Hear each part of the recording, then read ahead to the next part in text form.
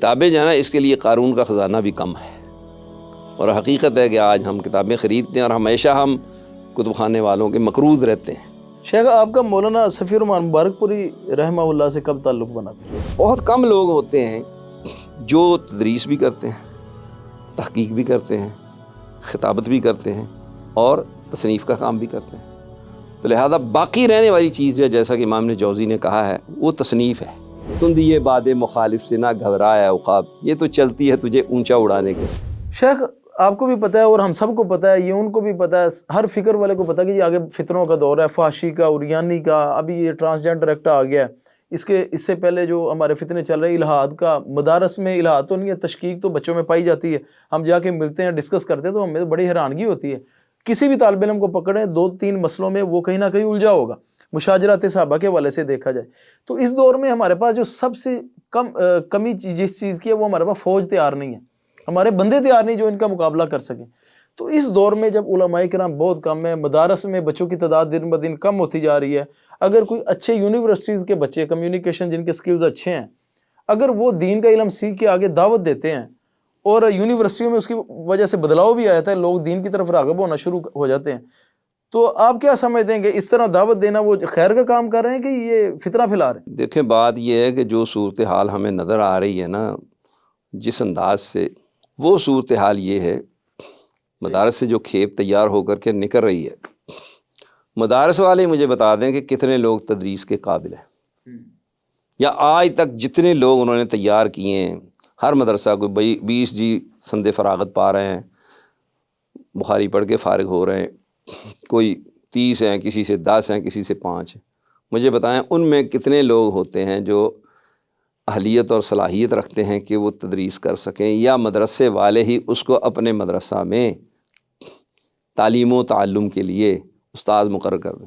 ہے کوئی مثال؟ ثناء اللہ زادی صاحب فرماتے ہیں 30 بچوں کی کلاس میں سے اگر ایک بچہ بھی صحیح مشن پہ پہنچ جائے نا تو بھی بڑی بات ہے۔ آپ اس کا مطلب ہے کہ 30 میں سے 29 کر رہے بندے ہیں، نہیں میں تو کہتا ہوں 100 میں سے بھی نکل آئے تو بالکل غنیمت ہے، جو صورتحال موجودہ ہے۔ جو صورتحال موجود۔ تو یہ جو لوگ ہیں ان کی صورتحال جو ہے مطلب کہ مدارس والوں کی اتنی پتلی ہو گئی ہے جس کی کوئی حد ہی نہیں، پہلے بھی تھی۔ تو یہ لوگ کام کریں اور یہ لوگ جو ہے کالج اور یونیورسٹی سے تعلیم حاصل کرنے کے بعد کام کریں، دونوں میں فرق کیا ہے؟ صرف کہ ان کے پاس فراغت کی سند ہے اور ان کے پاس نہیں ہے۔ میرے ساتھ ایسا بچہ بھی بخاری میں پڑھتا تھا کہ جس نے مجھے الگ بٹھا کر کے ریکویسٹ کی کہ میری بات پہ ہنسنا نہیں ہے، مجھے جواب دینا۔ اچھا، تو اس نے مجھے کہا کہ یہ بتائیں کہ یہ کلام اللہ جو ہے یہ کس کی تصنیف ہے، قرآن مجید کس کی تصنیف ہے؟ اللہ، تو میں نے اسے کہا یار 6-7 سال پڑھ کے آیا وہ۔ میں کہا اللہ سے ڈر، وہ یہ اللہ کی کلام ہے، یہ کسی کی تصنیف نہیں ہے۔ تو وہ مجھے کہتا ہے کہ مولانا ثناء اللہ امرتسری صاحب نے جو لکھا ہے وہ پھر کیا ہے؟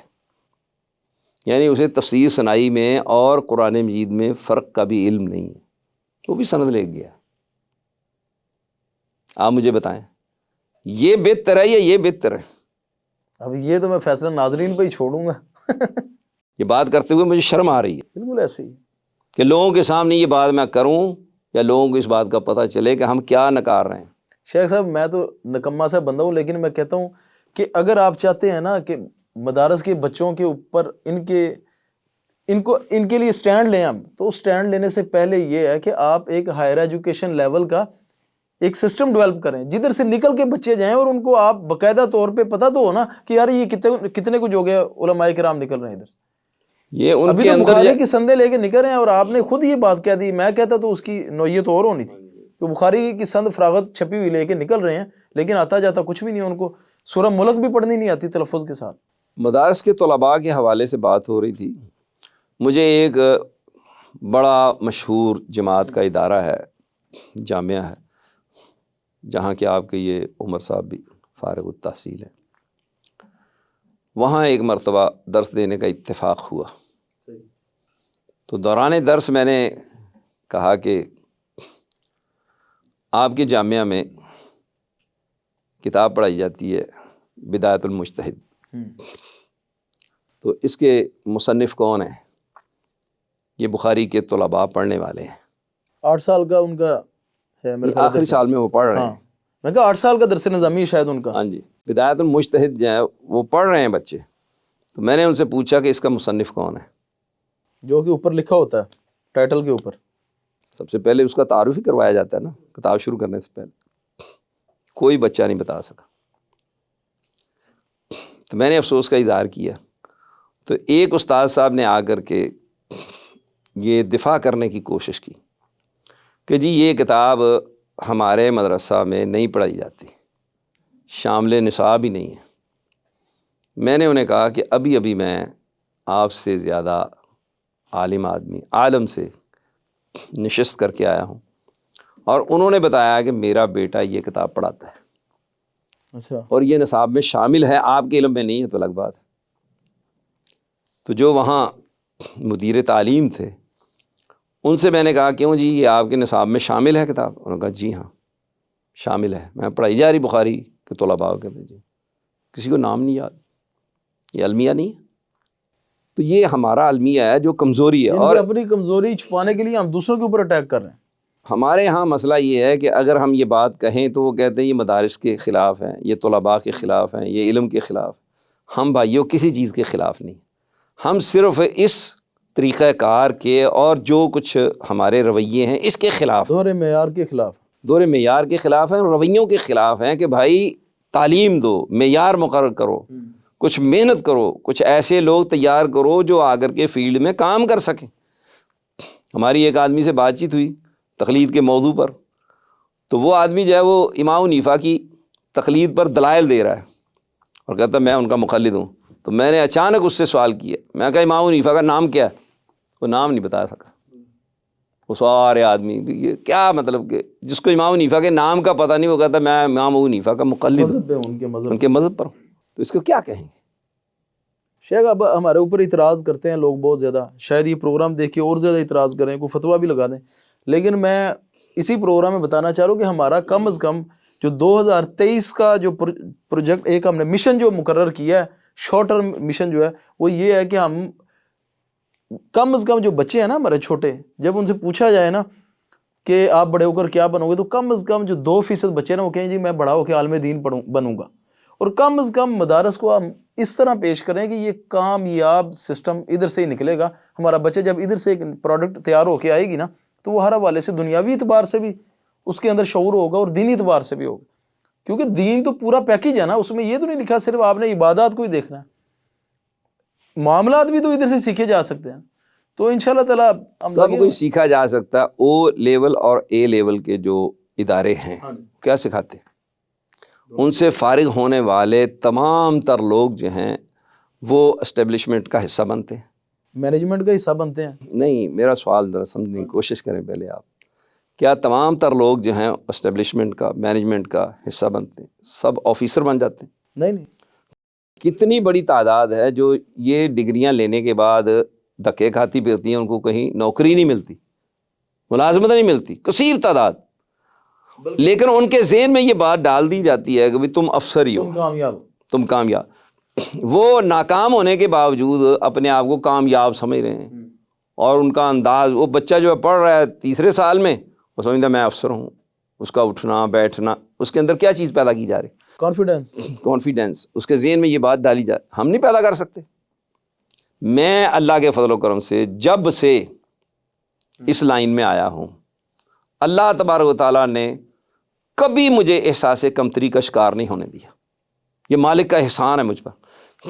جتنی بڑی مرضی مجلس ہو، جہاں بھی اللہ کے فضل سے چلا جاؤں، میں کبھی احساس کمتری کا شکار نہیں ہوا. یہ اللہ کا فضل ہے.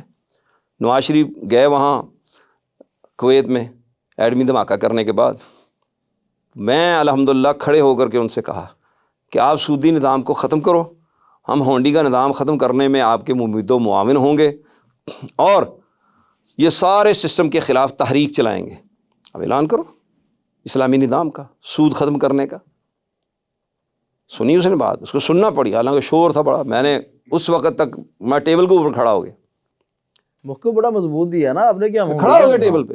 میں نے کہا جب تک میری بات نہیں سنی جائے گی میں اس وقت تک جو نیچے نہیں اتروں گا. الحمدللہ انہیں بات سنی، سنائی، بات پہنچی ان تک، کوئی مسئلہ نہیں. کسی مقام پر بھی اللہ کے فضل و کرم سے ہم ڈپریشن کا شکار نہیں ہوئے، کسی سے متاثر نہیں ہوئے.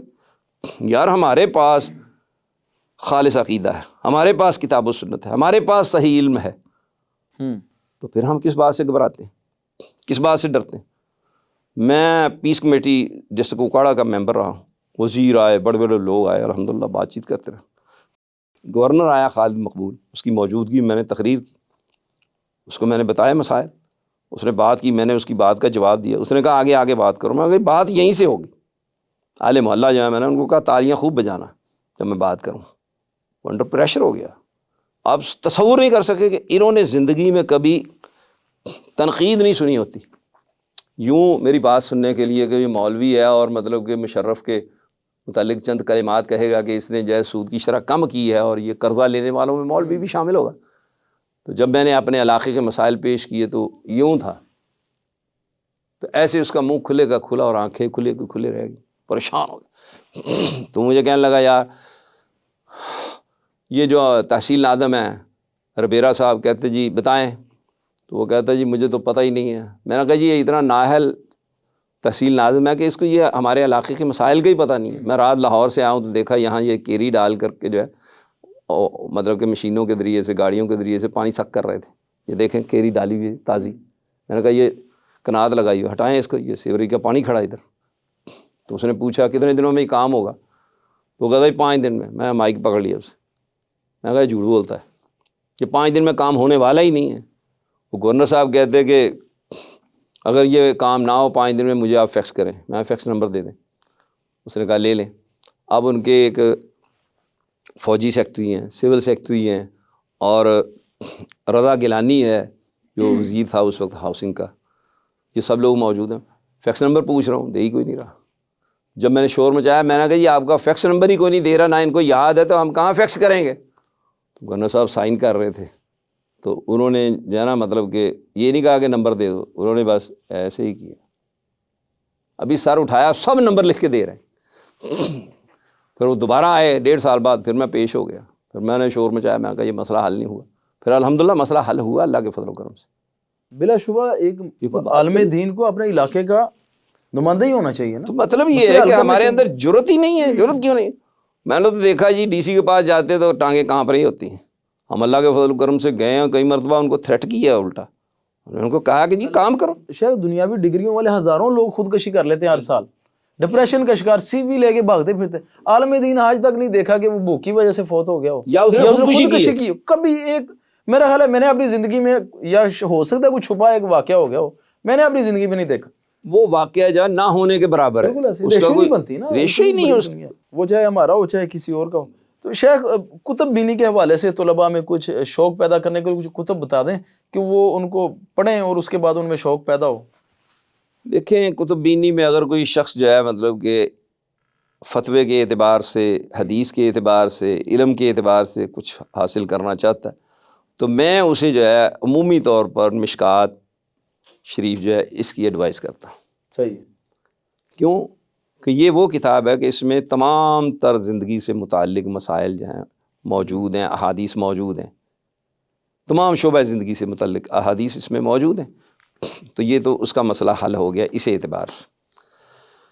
اگر وہ تاریخ پر کچھ پڑھنا چاہتا ہے یا اور چیزیں، تو اس میں جو ہے سب سے پہلے اسے میں ایڈوائز کروں گا کہ وہ مقدمہ ابن خلدون پڑھے، صحیح، اس کا مطالعہ کرے۔ سیرت پر پڑھنا چاہتا ہے تو ہمارے استاد محترم شیخ صفی الرحمن مبارک پوری کی کتاب الرحیق المختوم کا مطالعہ کرے۔ اس سے آگے اگر پڑھنا چاہتا ہے تو پھر اسے چاہیے کہ رحمۃ للعالمین پڑھے، جو ایمان افروز کتاب ہے، جس کے متعلق ابو الحسن علی ندوی صاحب نے کہا ہے کہ یہ کتاب جو ہے میں پڑھتا ہوں مستقل، اور اس سے مجھے نبی صلی اللہ علیہ وسلم کی محبت حاصل ہوئی، محبت پیدا ہوئی میرے اندر، اور ایمانی جذبات جو ہیں اس میں اضافہ ہوا۔ تو اسی طرح سے اگر کوئی رجال کی کتاب ہے تو اس میں بنیادی کتاب جو ہے وہ میزان الاعتدال ہے، تقریب ہے، وہ دیکھنی چاہیے۔ پھر اردو کی کتابیں جو ہیں مختلف وہ پڑھنی چاہیے، علامہ اقبال کی کتابیں پڑھنی چاہیے۔ اسی طرح سے کچھ اور لوگ ہیں جیسے وحید الدین خان ہیں، گو ہمارا نقطہ نظر یہ ہے کہ وہ راہ راست سے ہٹے ہوئے، لیکن ان کی کتابیں اس نظر سے پڑھنی چاہیے کہ اس میں بہت اچھے نکات وہ بیان کرتے ہیں۔ خود ما صفا دا ما قدر، اچھی چیز لے لو بری چھوڑ دو۔ ہاں جی، اسی طریقے سے جو ہے مطلب کہ پیترس بخاری کے مضامین پڑھنے چاہیے، ہاں جی، وہ بھی اچھی مطلب کہ نثر ہیں ان کی اور اچھے مضامین افسانہ نگار ہیں، وہ کتابیں پڑھیں۔ پھر جو ہے سوانے پر جو ہے مطلب کہ وہ کتابیں دیکھنی چاہیے جو متقدمین ہیں، محدثین ہیں، ان کے متعلق تو ہمارے استاد محترم تذکرۃ الحفاظ ذہبی کی، اس کے متعلق وہ عموماً کہتے تھے کہ یہ کتاب جو ہے اس کا مطالعہ کرنا چاہیے۔ اس کا اردو ترجمہ بھی ہو چکا ہے، مولانا محمد اسحاق صاحب رحمہ اللہ نے کیا ہے، بڑا اچھا ترجمہ ہے، وہ لے کر پڑھ لیں جن کو عربی نہیں آتی ہے یا ابتدائی طلباء ہیں۔ تو باقی کتاب جو ہے میں چونکہ ہر رنگ کی کتاب پڑھتا ہوں، صحیح ہے، ہر قسم کی کتاب پڑھتا ہوں، اور ہر رنگ کی اور ہر قسم کی کتاب میرے مکتبہ میں الحمدللہ موجود ہے۔ میں ایک مرتبہ کتاب خرید کے لایا، ملکہ ترنم نور جہاں، گانوں اور گناہوں کی ملکہ۔ تو ہمارے ایک استاد کے صاحبزادے تھے، ان کے گھر میں رات ٹھہرا تو ان کی بیگم وہی کتاب نکال کے لے گئی، جا کر کے اس نے دیکھی تو سوال انہوں نے یہ کیا، جی یہ کتابیں آپ کیوں پڑھتے ہو؟ میں نے کہا جی اتنی کتابیں پڑھی تھی، آپ یہ کتاب کیوں نکال کے لے گئی؟ آپ نے بھی یہی پڑھی اور کیوں نہیں پڑھی؟ میں نے کہا مجھے ان کے متعلق علم ہوگا تو میں لوگوں کو بتاؤں گا کہ یہ ایسے ایسے ان کے معاملات اسٹڈی کروں گا۔ ہیں جی، اور چیزیں تو اس طرح سے ہم تو ہر رنگ کی کتابیں پڑھتے ہیں، پڑھنی خیر، چاہیے۔ یہ بھی 1-2 ماہ بعد مدارس میں امتحانات شروع ہوں گے، اس کے بعد بہت سے بچے فاضل ہو کر نکلیں گے، تو متخرجین کے لیے 4 فیلڈیں ہیں جو، اس میں سے آپ کی فیوریٹ کون سی، یہ کون سی آپ ریکمینڈ کرتے ہیں؟ تدریس میں سے، تحقیق میں سے، خطابت میں سے، اور اس کے علاوہ جو ہے تحریر میں؟ دیکھیں ضروری نہیں ہے کہ کوئی آدمی تمام فیلڈز میں کامیاب ہو۔ میرا نقطہ نظر یہ ہے کہ دیکھنا چاہیے کہ بچے کے اندر کیا صلاحیت ہے، تدریسی ہے یا خطابت کی ہے یا تحقیقی ہے یا تصنیفی، جو اس کے اندر صلاحیت ہو اس فیلڈ میں اس کو جو ہے موٹیویٹ کرنا چاہیے، اس کی ذہن سازی کرنی چاہیے، اس طرف اس کو لگانا چاہیے۔ یہ تو ادارے کا کام ہے نا، ادارے کی بات ہی کر رہا ہوں، پاس تو اتنا ابھی وین ہوتا ہی نہیں۔ بچے کی تو بات ہی نہیں کر رہا، میں ادارے کی بات کر رہا ہوں کہ ادارے جو ہیں اگر موٹیویٹ کریں گے، ذہن سازی کریں گے اور ان کی حوصلہ افزائی کریں گے، اس طرف ان کو لگائیں گے تو لگ جائیں گے۔ بچوں کی کمزوری یہ ہے کہ وہ کسی قابل استاذ کے پاس باقاعدہ اس سے جیسے استفادہ کرنا چاہیے وہ نہیں کرتے، وہ رسماً پڑھتے ہیں، وگرنہ جو ہمارے اسلاف کا طریقہ تھا کہ کئی سال ایک استاذ کے پاس وہ گزارتے، پھر اس کو سارا علم جو ہے وہ حاصل کر لیتے۔ جیسے آج کے دور کی مثال ہے ڈاکٹر ذاکر نائک، کہ انہوں نے مطلب کہ احمد دیداد کے پاس وقت گزارا تو سارا علم ان کا حاصل کر لیا۔ تو ایسے ہی پہلے محدثین تھے، جیسے امام محنا، وہ کہتے ہیں میں امام بن حنبل کے پاس 40 سال رہا، ایسے ہی سخاوی جو ہیں وہ 20 سال رہے حافظ بن حجر اسقلانی کے پاس، دیگر مطلب کہ تو ہم اپنے شیخ کے پاس 4 سال رہے، لیکن تعلق ہمارا جو ہے وہ 17 سال پر محیط ہے، تو بہت کچھ ہم نے ان سے پایا، بہت کچھ حاصل کیا جو کسی اور شیخ سے ہم نے مطلب کہ حاصل نہیں کیا، نہ حاصل کر سکتے تھے، نہ ہو سکتا تھا، نہ ممکن تھا۔ تو لہٰذا یہ لمبا دورانیہ جو ہے اساتذہ کے ساتھ انسان کو گزارنا چاہیے، جس سے جو آدمی اس فن میں ماہر ہو جائے۔ ویسے جو آدمی مدرس ہے وہ بہت بڑی خدمات سر انجام دے رہا ہے، کوئی شک نہیں ہے، ضروری نہیں ہے کہ وہ خطیب بھی اچھا ہو، ضروری نہیں ہے تصنیف و تعریف کا بھی کام کر سکے، ضروری نہیں ہے کہ وہ محقق بھی ہو۔ ہمارے استاد محترم شیخ الحدیث مولانا محمد عبداللہ اصغر حافظہ اللہ، شیخ الحدیث مدرسہ دارالحدیث، وہ 2 لفظ نہیں کہہ سکتے۔ اچھا، درس خطابت میں ویسے 2 کوئی بات کرے ان سے، کوئی بحث مباحثہ کرنا چاہے تو 2 لفظ نہیں بول سکتے، لیکن بہترین مدرس، بہترین مدرس۔ وہ لکھتے تو ان کے اندر اہلیت صلاحیت تھی، لیکن ان کو وسائل میسر نہیں ہوئے، حالات و واقعات نے اجازت نہیں دی ان کو، تو وہ اسی میں الجھ کے رہ گئے۔ بہت کم لوگ ہوتے ہیں جو تدریس بھی کرتے ہیں، تحقیق بھی کرتے ہیں، خطابت بھی کرتے ہیں اور تصنیف کا کام بھی کرتے ہیں۔ تو لہذا باقی رہنے والی چیز جو ہے، جیسا کہ امام نے جوزی نے کہا ہے، وہ تصنیف ہے۔ آپ دیکھیں کہ اگر امام بخاری نے صحیح بخاری نہ لکھی ہوتی تو ان کو کوئی جانتا؟ کتنے بڑے بڑے محدثین ہو گزرے ہیں، اہل علم ہو گزرے، جن کی لکھی ہوئی کوئی کتاب نہیں ہے، ان کو کوئی جانتا تک نہیں، لیکن انہوں نے کتابیں لکھی ہیں۔ امام یحییٰ بن معین کی کتاب جو ہے وہ میرا خیال ہے کم و بیش جو ہے مطلب کہ وہ 1000 سال بعد چھپی، ان کی تاریخ 1000 سال بعد، وہ میڈیا کا دور بھی نہیں تھا، مطلب وہ محفوظ رہی نا۔ تو اس لیے وہ کہتے ہیں امام جوزی کہ بھئی کتابیں جو ہیں وہ محفوظ رہتی ہیں، تو لہذا کتابیں جو ہیں وہ لکھنی چاہیے، یہ لازمی اور ضروری چیز ہے، جس پہ میں کہتا ہوں کہ محنت ہونی چاہیے اور طلباء کے اندر. شیخ پچھلے دنوں میں رمضان میں عمرے پہ تھا, میرے ایک دوست بھی تھے ساتھ, عمرے پہ گئے ہوئے تھے, عبدالجبار بلال صاحب. تو خیر میں تو نہیں جا سکا کسی وجہ سے, مصروفیت کی وجہ سے. وہ گئے جو صالح العثیمین رحمہ اللہ کے مکتبے میں گئے, جو ان کا سارا وہ ایک ادارہ بن گیا ہوا بہت بڑا. تو انہوں نے جا کے دیکھا تو ادھر بہت زیادہ کتب تھیں. تو وہ مجھے بتا رہے تھے کہ صالح العثیمین رحمہ اللہ نے جب فراغت کے بعد جب اس کا سارا علمی سفر شروع کیا تو کسی نے ان کو مشورہ دیا کہ آپ وہ کتب لکھنے کے بجائے, تصنیف کے بجائے آپ تدریس کے اوپر توجہ دیں. تو انہوں نے کہا نہیں میں کتب لکھنا چاہتا ہوں. تو انہوں نے کسی مشورہ دیا کہ یہ کام آپ کے طلباء کر دیں گے. بہرحال ان شارٹ یہ ہے کہ کسی نے ان کو ایک ریکارڈر لے کے دیا, آڈیو ریکارڈر. تو وہ جتنے بھی لیکچر دیتے تھے وہ اس کو ریکارڈ کر لیتے تھے. باقاعدہ انہوں نے بتایا کہ ادھر اس کا ایک پیج تھا, وہ بڑی کمپلیکیٹڈ سی ڈیوائس تھی, تو اس کو یوز کرنے کا طریقہ اس کے اوپر لکھا ہوا تھا. تو وہ سارا لیکچر ریکارڈ کرتے تھے, اور ان کے طلباء نے بعد میں ان جو ریکارڈ کی ہوئی آڈیوز ہیں ان کو سارا کنورٹ کر دیا کتب میں. تو اب ان کی ایک ذاتی لائبریری ہے جس میں کتابیں انہوں نے خرید کے رکھی ہوئی ہیں, اور ان کی ایک جو اپنی کتب ان کے بعد میں طلباء نے لکھی ہیں, تو اپنی کتب اندر والی لائبریری سے زیادہ ہے. تو میں سمجھتا ہوں کہ تدریس میں بھی اگر ہم ڈیجیٹل میڈیا کی یوز کر لیں, اس کو ریکارڈ کرنا شروع کر دیں, تو یہ کام بعد میں طلباء بھی کر سکتے ہیں. شیخ کا نام جو شیخ محمد صالح العثیمین ہے, صحیح, اصل نام ان کا محمد ہے, صالح تو ان کے والد صاحب کا نام ہے. تو ہمارے ہاں مرکب نام ہوتے ہیں, ان کے ہاں مفرد ہوتے ہیں. صحیح. تو شیخ کی جو کتابیں عمومی جو اس وقت چھپ رہی ہیں یا چھپ چکی ہیں, وہ ساری کی ساری جو ہیں وہ آڈیو ریکارڈر جو ہیں یا ریکارڈز جو ہے اس سے مطلب کہ وہ منتقل کی جا رہی ہیں. اور ماشاءاللہ بہت ضخیم کتابیں تیار ہو گئی ہیں, کیونکہ شیخ بہت باریک بینی سے کلیات جزیات پہ بحث کرتے, بہت ماشاءاللہ اللہ نے حافظہ بھی بڑا عظیم عطا کیا تھا ان کو, اور عجیب و غریب شخصیت تھے, اور بہت فاضل آدمی تھے, اور استنباط کا طریقہ ان کا بہت نفیس عمدہ بہترین تھا محدثین کی طرح. تو اس لیے ان کا علم جو ہے وہ اخلاص پیچھے ہے, اس کے بنیاد جو ہے وہ اخلاص ہے, ان کا نیکی ہے, تقوی.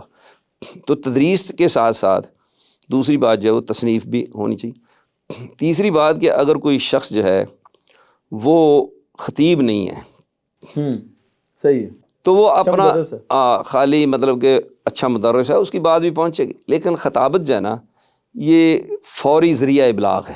نبی صلی اللہ علیہ وسلم نے کوئی کتاب نہیں لکھی, صحیح, آپ علیہ الصلوۃ والسلام نے قرآن مجید پڑھایا, سکھایا اور اس کی شروحات کی, وہ آپ کی احادیث ہے جو بیان کی ہے وہ اس کی شرح ہے, تفسیر ہے. زیادہ تر آپ صلی اللہ علیہ وآلہ وسلم سے جو چیز آگے پہنچی وہ کیا ہے, وہ فن خطابت ہی ہے نا, تدریس ہے اور فن خطابت, تعلیم و تعلم کا سلسلہ. تو یہ دو ذریعے جو ہیں بہت مؤثر ہیں. صحیح. تو لہذا ہاں جی میں نے کہا فوری افیکٹو ہے. تو جو شیخ جو ہے وہ مطلب کہ خطیب نہیں ہے یا درس نہیں دیتا ہے, اچھی گفتگو نہیں کر سکتا, وہ لوگ اس سے ناواقف ہوتے ہیں. میں 27 سال تک اکاڑا شہر سے لا تعلق رہا.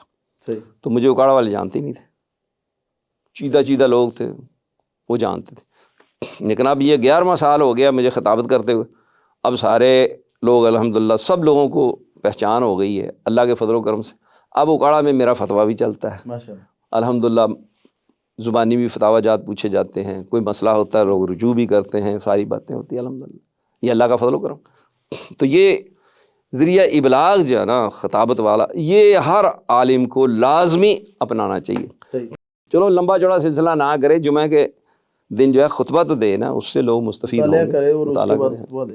شیخ یہ جو نئی آخری سوال ہے میرا تقریباً, کہ جو نئی کچھ آرگنائزیشنز آئیں گے, دعویٰ آرگنائزیشن آئیں گے جدید, کچھ نام آپ کو پتہ ہے, آپ سوشل میڈیا یوز کرتے ہیں, ان کے حوالے سے آپ کو کیا امیدیں ہیں مستقبل میں, یہ کیا پرفارم کریں گی, یا کس طرح ان کو کیا آپ سجیشن دینا چاہیں گے یا کیا مشورہ دینا چاہیں گے؟ دیکھیں, سب سے پہلی چیز ہے جو کام بھی کرنا اس کے لیے بنیاد تو اخلاص ہونی چاہیے. صحیح. اتنا بھی دیر پا ہوگا اور وہ کام جو ہے وہ پائیدار ہوگا اور اس سے لوگ مستفید ہوں گے.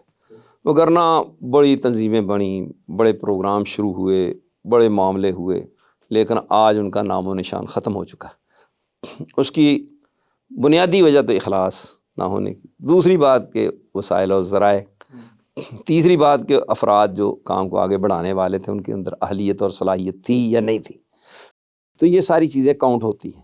تو اس کا ہمیں خود تجربہ اور مشاہدہ ہوا کہ ہم نے مجلس کبار العلماء کے لیے الحمدللہ محنت 2007 میں باقاعدہ پورے پاکستان لیول پر جا کر کے علماء سے ملاقاتیں کی. سب سے پہلے حافظ ثناء اللہ مدنی رحمہ اللہ سے بات کی اور ان کو بتایا کہ ایسے علامہ صاحب یہ کام کرنا چاہتے تھے, وہ نہیں ہو سکا, میں چاہتا ہوں کہ یہ کام کیا جائے, اس کو آگے بڑھایا جائے. تو انہوں نے اس پر جو ہے مطلب کہ ہماری حوصلہ افزائی کی, سارا کچھ کیا. پھر ہم نے اپنے الحمدللہ وسائل جو تھے وہ حاصل کیے, سارا کچھ کر کے مطلب کہ علماء کو جمع کیا. 3 دن یہ مطلب باقاعدہ اجلاس ہوا کوٹ عبد المالک میں, اور ان کو سب جو ضروریات تھی علماء کو وہ فراہم کی گئیں. آنے جانے کے جو مطلب کہ ایکسپینسز تھے وہ اس کا اہتمام کیا گیا. شیخ امین اللہ پشاوری حافظہ اللہ, انہوں نے کہا کہ جی میرے پاس تو سواری نہیں ہے, میں کیسے آؤں گا. میں نے کہا جی آپ 3 دن کے لیے گاڑی جو ہے وہ ہائر کر لیں, آپ آئیں, سب اخراجات ہم دیں گے. اور اس طرح سب کو الحمدللہ. پھر لاہور سے جو علماء تھے ان کو ہم پک اینڈ ڈراپس کی سہولت بھی دے رہے تھے. اللہ کے فضل و کرم یہ سارا کام کیا, ہو گیا. اس کے بعد حافظ عبدالکریم صاحب حافظہ اللہ, انہوں نے کہا کہ جی ہم یہ کام کرنا چاہتے ہیں. حافظ شریف صاحب سے انہوں نے ذکر کیا, تو اچھی بات ہے. تو انہوں نے سمجھا یہ نئی جماعت بن رہی ہے. ان کو بتایا گیا کہ یہ جماعت نہیں بن رہی ہے, یہ کام تو آپ کا ہی تھا, آپ نہیں کر رہے تو ہم کر رہے ہیں, آپ کریں تو ہم آپ کے ساتھ ہیں. باقاعدہ نشست کروائی, اس میں حافظ شریف صاحب تھے, حافظ صلاح الدین یوسف صاحب تھے, حافظ ثناء اللہ مدنی صاحب تھے, اور حافظ عبدالکریم صاحب تھے. تو الحمدللہ میں نے ارینج کیا اللہ کی توفیق کے ساتھ, یہ نشست ہوئی, سب کچھ ہوا. لیکن ہمارے ہاں المیہ یہ ہے کہ جو بھی کام شروع ہوتا ہے نا, اس کو آگے بڑھانے کی بجائے ہم پہلے اسے ہائی جیک کرنے کے چکر میں ہوتے ہیں. وہ پھر ہائی جیک نہ ان سے ہوتا نہ کسی اور سے, وہ ویسے ہی ختم نہیں ہو پاتا. وہ اسی وجہ سے وہ کام نہیں ہو پایا. ان لوگوں نے نہ کیا نہ کرنے دیا, نہ وہ کرنے کی اہلیت اور صلاحیت رکھتے تھے. کسی کو قائل کرنا اور اس کو مطلب کہ اپنے پروگرام میں شریک کرنا, ساتھ لے کے چلنا, آمادہ کرنا, یہ ایک اللہ کی دی ہوئی عنایت ہے, فن ہے. ایسے تو نہیں کوئی تیار ہو جاتا, اور بڑے حوصلے کا کام. ہاں جی. آج آپ کسی کو آپ نے 5 منٹ اسے مانگنے جائے نا, تو 10 باتیں سنائے گا پہلے. آپ علماء کے پاس جا کر کے الحمدللہ سب کے پاس فردن ملاقاتیں کی. خود گیا. ہاں خود گیا. اس میں میرے جو بچے چھوٹے تھے دونوں, خزیمہ اور جریر, اس وقت تو ان کو بھی مطلب کہ میں ساتھ لے گیا پشاور, سندھ تک گئے آپ, مطلب کہ کراچی گیا, سندھ گیا, مطلب کہ پشاور گئے. پھر ان بچوں کو ساتھ رکھا کہ تاکہ ان کے دلوں میں علماء کی محبت پیدا ہو, سارے معاملات ہوں. تو یہ بیٹا قتیبہ جو یہ سب سے چھوٹا تھا, تو اس کا معاملہ تھا, تو اس کی پھر ہم نے شرن یعنی اس کا بھی حق ہے کہ اس کو بھی لے کے جاتے. تو اس کی دلجوئی کے لیے, اس کے حق کے لیے اس کو میں پھر فیصل آباد لے گیا, مولانا ارشاد الحق اثری صاحب حافظہ اللہ کے پاس, اس کو ملاقات کروائی, سارا مطلب اور شیوخ کے پاس سارے معاملات ہوئے, ملاقاتیں کی. تو یہ ملاقات ایسی نہیں ہے, باقاعدہ ان کے سامنے یہ بات رکھی, ان کو بتایا کیا ہونا چاہیے, قائل کیا, سارے معاملات ہوئے. تو انہوں نے حامی بھر رہی. ایسے تو کوئی نہیں آتا جاتا. تو یہ ایک بڑا کام تھا. لیکن اس میں جو ہے میں نے جو چیز نوٹ کی بنیادی طور پر, اصل میں ہمارے ہاں جو ہے نا وہ اجتماعیت کا فقدان ہے. اجتماعی طور پر ہم کام نہیں کر سکتے, انفرادی طور پر کرتے ہیں. اور اگر کوئی واحد ہے نا اس وجہ سے. اور اگر اجتماعی طور پر کوئی کام ہوتا ہے, اس کے لیے کوئی کوشش ہوتی, محنت ہوتی ہے, تو پھر حوصلہ افزائی نہیں کرتے, یا اس کو کوشش یہ ہوتی ہے کہ ہائی جیک کر لیں. بس محنت یہ ہے مطلب کہ سب سے زیادہ. ایک جگہ پر پروگرام رکھنے کی بات ہوئی, تو حافظ ثناء اللہ مدنی رحمہ اللہ نے ہی کہا کہ نہیں وہاں نہیں رکھنا. ان کو خطرہ تھا یہ ہائی جیک کر لیں گے. مطلب میں نہیں, ویسے میرا ذاتی نقطہ نظر ہے کہ کوئی ہائی جیک نہیں کر سکتا. آپ کے اندر اہلیت صلاحیت ہونی چاہیے. اگر آپ کی صلاحیت نہیں, پھر ہائی جیک ہو بھی جاتا, ہائی جیک ہوں گے, یا اگر آپ انتظامی طور پہ اس میں کوئی کمی بیشی کر رہے ہیں. ہاں جی ٹھیک ہے شیخ, ماشاءاللہ آج کا آپ کے ساتھ انٹرویو بڑا زبردست رہا, اور انشاءاللہ بڑا مفید ثابت ہوگا. تو اللہ ہمیں اس طرح کی مزید مشائخ کے ساتھ بیٹھنے کی اور ان سے استفادہ کرنے کی توفیق عطا فرمائے. شیخ اسٹوڈیو کے متعلق آپ کے کچھ تاثرات ہمارے اسٹوڈیو کے متعلق, یا کوئی اس طرح کی جو دوسرے لوگ کوشش کر رہے ہیں؟ دیکھیں جی, آپ کے اسٹوڈیو کے متعلق جب میں نے سنا کہ آپ نے یہ کام شروع کیا ہے, تو اس پہ بہت زیادہ لے دے شروع ہوئی. جو سوشل میڈیا پر میں نے دیکھا, بڑے اعتراضات. اس کی ایک مثال میں دیتا ہوں آپ کو کہ اصل دکھ کیا ہوتا ہے, درد کیا ہے. علامہ صاحب کے بہت ہی شیدائی, بڑے ہی محب عبد المجید صاحب ہیں, جو کہ قدوسی برادران کے کزن ہیں، تائے کے بیٹے. وہ علامہ صاحب کی ویڈیوز ریکارڈ کرتے تھے. اچھا انہوں نے کیا کیا کہ علامہ صاحب کی تصویریں بنا کر کے جو ہے نا کیسٹوں کے اوپر لگا دی، صحیح، وہ ڈبیوں کے اوپر. ڈبی میں. ایک ہماری جماعت کے بڑے معروف خطیب تھے، بڑا اچھا نام تھا ان کا، ان سے ان کا ذاتی تعلق بھی تھا کئی اعتبار سے. انہوں نے اس کو بہت برا بھلا کہا. وہ بڑے ہوشیار آدمی تھے، اس نے ساری باتیں سنی، کوئی جواب نہیں دیا. اس نے کیا کیا کہ ان کی بھی کیسٹیں ریکارڈ کر کے تو ان کی بھی تصویر بنا کر کے لگا کر کے وہ پھیلانی شروع کر دی اور لے جا کر کے ان کو پیش کی کچھ کیسٹیں کہ یہ دیکھیں حافظ صاحب. یہ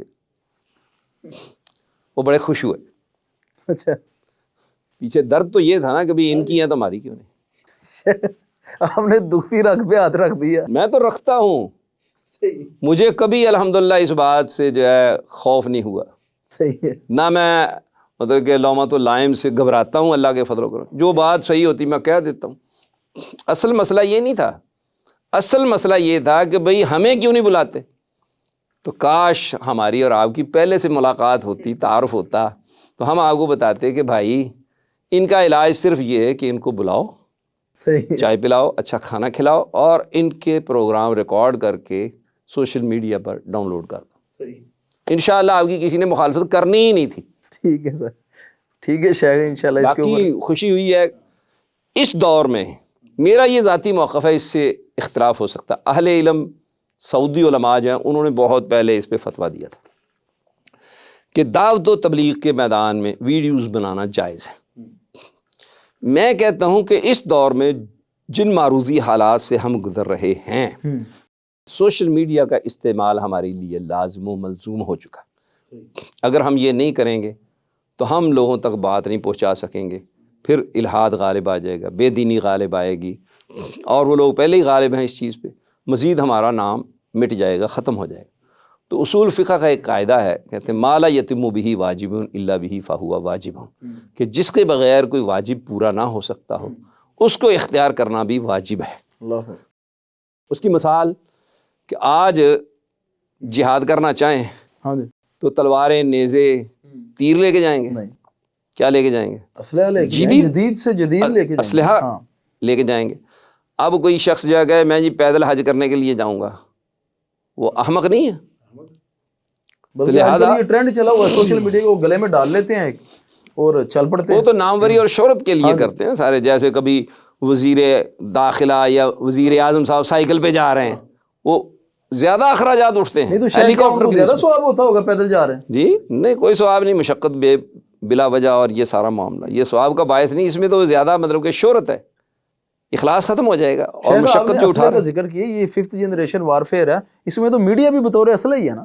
میڈیا ہے ہی اسلحہ.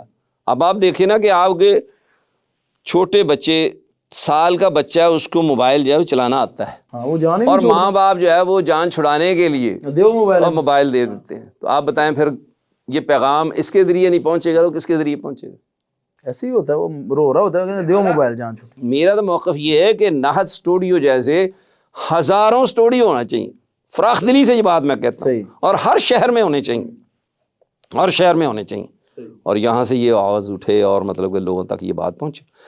یہ تو آپ نے بہت اچھا قدم اٹھایا ہے. اللہ تعالیٰ آپ کے اس عمل میں جو ہے وہ خیر و برکت ڈالے، اخلاص نصیب فرمائے، اور اس کو ہمیشگی اور دوام بخشے، اور زیادہ سے زیادہ لوگوں کو یہاں سے فائدہ پہنچے، اور آپ کی ذریعہ سے لوگ جو ہیں وہ مستفید ہوں. یہ انتہائی خوشی کی بات ہے. تو اس لیے میں لوگوں سے گزارش کروں گا کہ نہت جو ہے اس کی مخالفت کی بجائے اس کی موافقت کریں اور ان کی حوصلہ افزائی کریں. ویسے گھبرانا نہیں ہے، جو مخالف ہوتے ہیں نا یہی آپ کی شہرت کا باعث بنتے ہیں، یہ اسٹرینتھ ہوتے ہیں. وہ کہتا ہے نا شاعر، تندیے باد مخالف سے نہ گھبرایا عقاب، یہ تو چلتی ہے تجھے اونچا اڑانے کے. تو یہ شہرت کا باعث ہوتے ہیں. یا کسی شاعر نے کہا کہ بدنام ہوں گے تو کیا نام نہ ہوگا. وہ بدنام کر کے نام پیدا کر دیتے ہیں، پھر ان لوگوں کو پتہ چلتا ہے یار ہمیں بھی بلایا جا رہا ہے، تو پھر کہتا ہے نہیں بہت اچھے لوگ ہیں. جیسے ڈاکٹر ذاکر نائک صاحب سے ہوا. ہاں جی، ان کے ساتھ بھی لوگوں نے مخالفت کی، پھر آہستہ آہستہ انہوں نے پلیٹ فارم ان کے ساتھ شیئر کیا. ٹھیک ہے شیخ، جزاک اللہ جی. اللہ تعالیٰ آپ کو برکت دے، اللہ آپ کو صحت دے، تندرستی دے، اور آپ دین کا کام کرتے رہیں. اور انہی الفاظ کے ساتھ میں ناظرین سے اجازت چاہوں گا. انشاءاللہ اگلے قسط کے لیے تب تک کے لیے اجازت دیں. سبحانک اللہم و بحمدک اشہد ان لا الہ الا انت استغفرک و اتوب الیک. والسلام ورحمۃ اللہ وبرکاتہ.